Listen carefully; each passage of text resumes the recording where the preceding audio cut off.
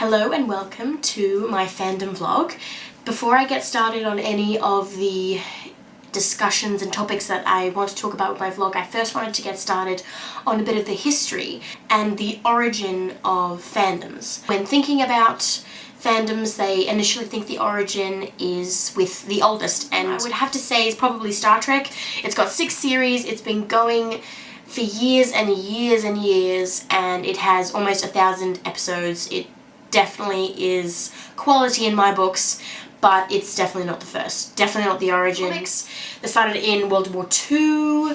A lot of the genres were like crime-based, romance, action, and even superhero. Superhero genre wasn't actually primary until after the 1950s, when the Comic Code Authority was put in place and all the other genres were taken off because they didn't fit the rules and regulations that parents had actually complained about beforehand for their children.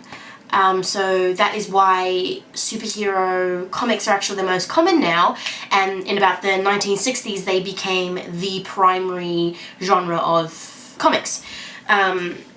But even still, the origin started with a catalyst from Sir Arthur Conan Doyle's 1987 Sherlock Holmes. Initially, with the book, the people reading them weren't necessarily part of a fandom. They weren't, I guess, coined fans really until, spoiler alert, until Sherlock was murdered in 1893. And after this, there was an uproar with the fans. Fans sent in letters of protest to Conan Doyle. They formed groups, hopefully to keep Sherlock alive. They wrote fan fictions about his later adventures, Holmes enthusiasts, or the Baker Street Irregulars. Baker Street Irregulars, which is the most common one now. They established the common fandom activities like fan fictions, where they wrote about, the adventures of Sherlock. They created fan jargon like the Wigginses or the Investitutes. These certain things sound exactly like the fans we have nowadays. We have Whovians or adventurers, Trekkies, and the Sherlock fans unexpectedly created these forms of jargon because they had been detached from something that they were crazy about, the Baker Street Irregulars, which began in 1934 and is still on today.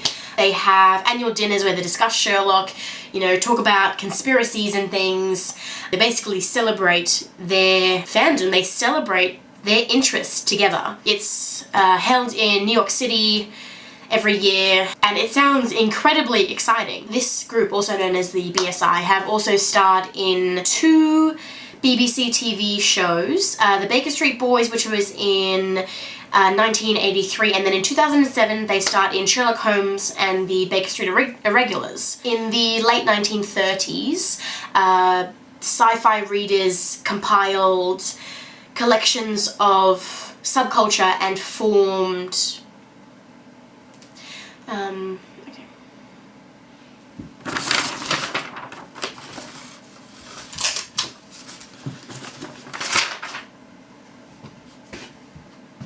In the late 1930s, sci-fi readers compiled collections of subculture. They ended up creating fanspeak, and at the same time they gave way to the first convention, the first fan mag, which was created by Hugo Gernsback. He's actually created quite a number of fan magazines, but this one was a fiction pulp magazine called Amazing Stories. It was one of the very first, and it was a collaboration of science stories, and in that he included science fiction stories. He encouraged fans to comment and respond through letters, and later on he ended up publishing those letters. Fans began to speak to each other, and later on began organizing in-person meetups. So this magazine was crucial for person-to-person fandom. It wasn't just about something that you enjoy in your living room.